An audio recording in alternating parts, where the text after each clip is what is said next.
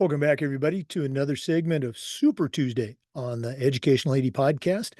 We're going to be right back with this week's Super Tuesday guest, but we're going to give a shout out to our sponsors. Now, hey, I'm watching you. Don't hit that fast forward button.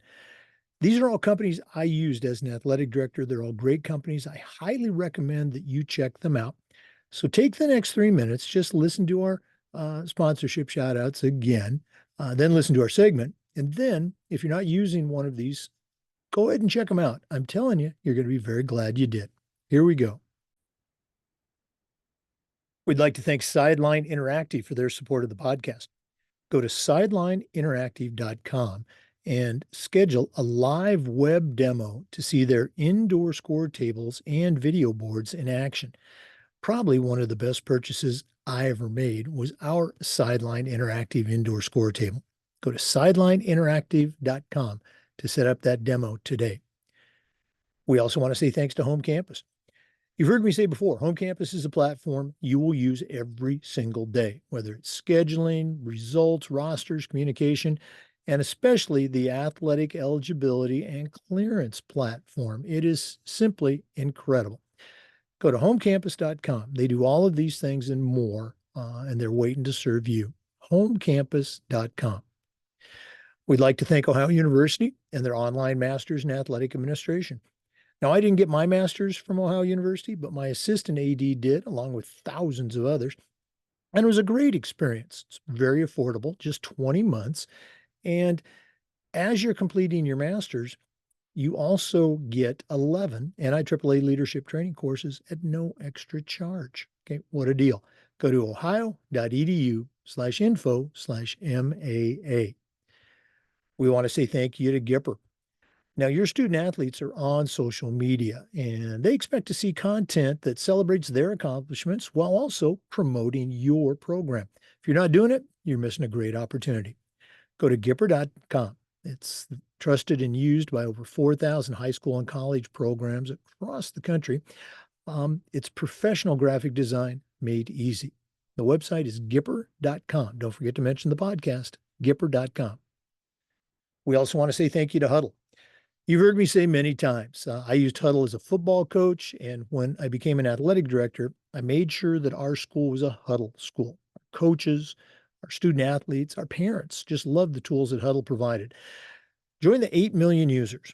Go to huddle.com. Turn your school into a Huddle school. We also want to say thanks to Vital Signs Wall of Fame. If you're looking for a very cool way to display your school record boards for all the teams, for all the events, or show off your school's Hall of Fame, go to Vital Signs Wall of Fame and take a look at their interactive touchscreen video consoles. It's also a great way to tell your school's unique history and brag about your proudest moments. The website is vitalsignswalloffame.com. Take a look at their products today. Don't forget to mention the podcast, vitalsignswalloffame.com. We also want to thank Snap Raise. Have you ever spent weeks and weeks with a fundraiser and then been disappointed in the results? Well, those days are over. Go to snapraise.com. It's hands down the best online fundraiser out there. We used it at our school because it works. Go to their website, check out their other great platforms, but if you're looking for a fundraiser, you just found it. Go to snapraise.com. We want to thank Hometown Ticketing. Hometown is the leading digital ticketing provider to schools and colleges. I don't think I need to say anything more. Go to hometownticketing.com. You're going to be very glad you did. And we'd like to thank Athletic Surveys by LifeTrack. At my school, we use surveys for everything: student athletes, coaches, teachers, parents. And the information that comes back is almost always over the top positive, but there's also those squeaky wheels. And that data gives you a chance to address those issues. It also gives you a chance to share how popular your programs are with the majority of your stakeholders. Go to athleticsurveys.com. They're going to create a custom survey that lets you take the pulse of everybody in your program. It's also great data to have if you're talking with your principal or your school board. The website is athleticsurveys.com. Check them out today. Welcome back, everybody, to another segment of Super Tuesday on the Educational AD podcast, part of our Tech Tuesday series. We've got one of our good friends back. He's been on the podcast before. He's also one of our regulars at Tech Tuesday, Dr. Troy Urdahl. Regular listeners will recognize that name. Troy's a certified master athletic administrator. He's the longtime director of athletics and other things at St. Anthony Village High School in Minnesota. Also, very successful author and speaker. Hopefully, he'll share a little bit about his book, Chasing Influence. Look it up on Amazon, order copies for you and your staff. But Troy Urdahl, welcome back to Super Tuesday.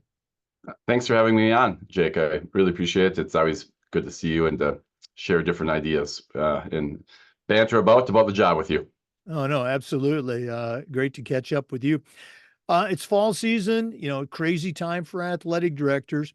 You and I were talking before, we started recording that you've been working on a project that sounds really, really cool. Can you share with our listeners what you've been working on? Yeah, thanks for asking. I'm really excited to talk about this because we've been working on it for a year plus, a project in our school district where we've been collaborating on redesigning how we compensate our coaches. As you know, we ask a lot from our coaches, whether it's the various trainings that they need to do, student safety at the foremost, professional development, working with our youth programs. They're driving our vans. Now there's different summer workouts, off-season workouts. Then they have to fundraise, manage equipment, collect uniforms, you name it. We ask a lot from our coaches, but how we paid our coaches never really matched what we were asking for. And probably more importantly, it didn't match what we value. And so in most of the country, I think traditionally coaching stipends have been part of a master teaching contract. And that's always been the case in our district and in Minnesota. But with our superintendent's blessing and encouragement, really, we started to work with our teachers union to reimagine a compensation model that would actually mirror our values. And so we got a memo of understanding together. We worked with a group of teachers in the union and a group of coaches to develop a new model, and we just launched it this year, and it really is pretty incredible. Paying coaches, just paying them, period, paying them more is a hot button topic here in Florida. And so great to see that you're doing something locally with your staff. Are there any details that you can share? And your phrase about paying for what you value, I'm intrigued by that. Thankfully, we work with such wonderful colleagues where the idea exchange was alive and well here. So we researched ideas from other schools and what other schools have done. And then we began building something very, very different. Now, it's built from a point system, and a lot of ADs and coaches would be familiar with a point system for pay, but we took it a few steps farther. That point system now reflects both the work required to be a successful coach and then the shared values that we identified as a school and as a department. And so there's that management and leadership of coaching that creates the base pay for our coaches.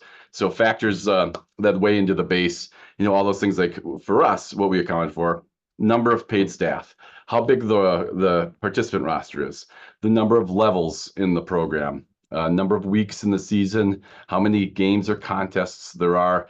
We included things like the longevity of the coach. How long has the coach been coaching? And then all those responsibility things that are so significant. I mentioned uniforms and equipment. Event staffing. Do they have to help with event staffing, with the prep and tear down of facilities? Safety. Visibility and communication is a big part of coaching. And so do they have to work with fundraising? And do they have to work with parent groups? And we're compensating for that. Theater and youth programs. There's a lot of time and energy that goes into there, but that usually didn't connect to pay. That was just part of the job. Did they coach in the off season, the allowed contact period? So those were the details and factors that were assigned point values to determine that base pay for coaches. It's that traditional work that we ask of coaches, but we're now going to pay for them. But the part that really makes me proud and really gets me excited is that we're providing a final payout. So there's a base payout and a final payout at the end of the year to to encourage our coaches within our department to be involved in creating purpose-based goals, to be connected, to be collaborative. And so that final payout is determined by taking part in our professional learning opportunities, being at our department meetings, completing a goals meeting with a coaching mentor, and then with me as the AD, whether they led weekly character ed lessons with their athletes. If they did a service project, that would be something that'd be part of that final payout. And then how far into the postseason they went. And so that adds on top of a base pay with that what we value piece. And that's what really gets me excited about this. I'm just so intrigued and encouraged that somebody is doing this. I'm going to jump in here for a minute just for some context. At the school where I finished my career, the McClay School, tremendous program, tremendous history. I was there for my final few years as an AD. I managed not to, crash the program into a tree, but we had tremendous coaches. And here's just one example. Our director of soccer, he coached the boys team, but he also kind of oversaw the girls team. But we had a great girls coach. He'd been there for 25 years. He'd won 4 state championships. He built the program. It was thriving middle school. Everything you would have wanted out of a coach, he was providing, and then some. And his stipend had not changed in those 25 years from the moment he'd been hired. It was like, whatever it was, $2,200 to coach. And to make a long story short, we did something similar looking at the teams. How many teams did you coach? How many programs? What was the travel? How many assistants did you oversee?